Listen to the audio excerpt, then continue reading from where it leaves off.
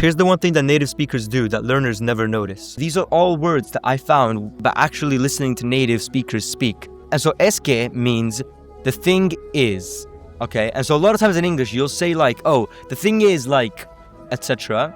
In Spanish, you say es que, and this literally translates to, it is that, okay? So you can see that resemblance there. The it is that, and then you move on your sentence. The thing is, right?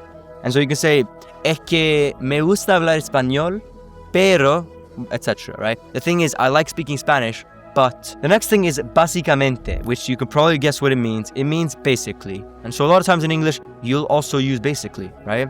The next is de hecho, which means in fact, okay? Now, again, hecho means fact, and de means of or from. So technically it means from fact, because when you say in fact, what we're really saying is the information comes from a fact, right? So in reality, Spanish is more logical. We should say from fact, but we say in fact. And usually de hecho is put at the end of sentences, I've also heard. Next is vale, which you probably heard, or in Latin America is dale.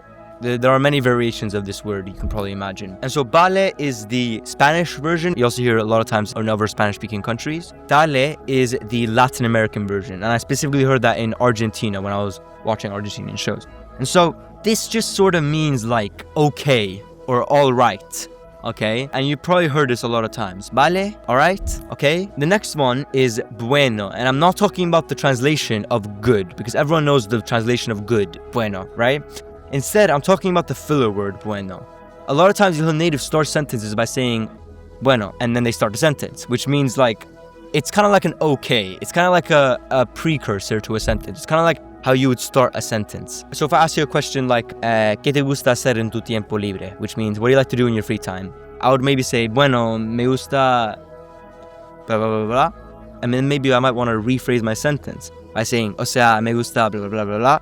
And then maybe I want to explain it and say like, es como, and then etc. You can see how these overlap in sentences. If you want to start learning Spanish for free, then check my bio.